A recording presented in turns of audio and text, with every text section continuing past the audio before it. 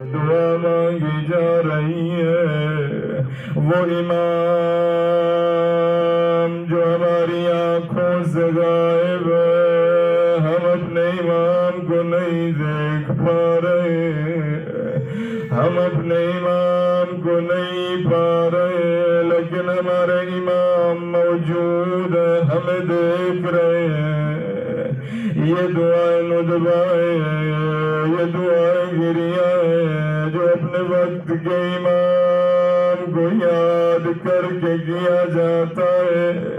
وہ امام جو پردہ غیب میں بیٹھ کے خون کے آنسو رو رہے ہیں، فرماتے ہیں وَلَأَنْتَبَنَّكَ صَبَاحًا وَمَسَاءً۔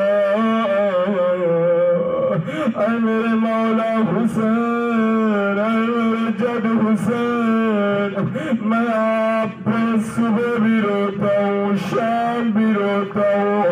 اے بابا، اے دادا حسین، میں فقط روتا نہیں ہوں، میں خون روتا ہوں۔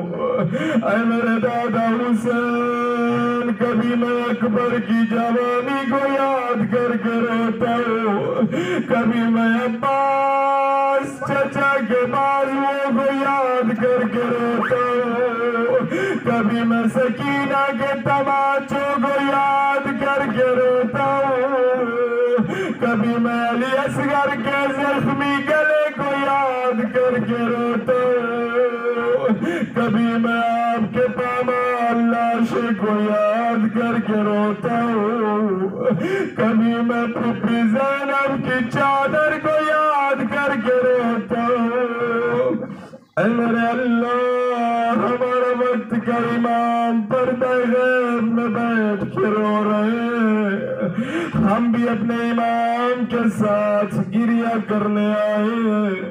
اے میرے اللہ، آج روز جمعہ ہے، اے میرے اللہ، روز عبادت ہے، روز رحمت ہے، روز مغفرت ہے۔ اے میرے اللہ، تیری رحمت کے دروازے کھلے ہوئے ہیں، تیرے گنہگار بندے آئے ہوئے ہیں۔ اے میرے اللہ، تو اپنے بندوں کو دینا چاہتا ہے، مگر تیرے یہ بندے لیتے نہیں ہیں۔ اے میرے اللہ، تو اپنے بندوں کو بلاتا ہے، مگر تیرے یہ بندے تجھ سے دور بھاگتے ہیں۔ اے میرے اللہ، تو اپنے بندوں پہ بڑا مہربان ہے، مگر تیرے یہ بندے تجھ سے غافل ہیں۔ اے میرے اللہ، آج ہمیں توفیق ملی ہے کہ ہم تیری بارگاہ میں آئے ہیں، تجھے پکارنے آئے ہیں۔ اے میرے اللہ، ہماری ساری مصیبتوں کا حل یہی ہے کہ ہمارے امام کو اذن ظہور عطا فرما۔ وَلِمِثْلِهِمْ فَلْتَذْرُ فِي الدُّمُوعِ۔ ان جیسی ہستیوں کے لیے حق بنتا ہے کہ بندہ آنسو بہائے، ساری زندگی روتا رہے۔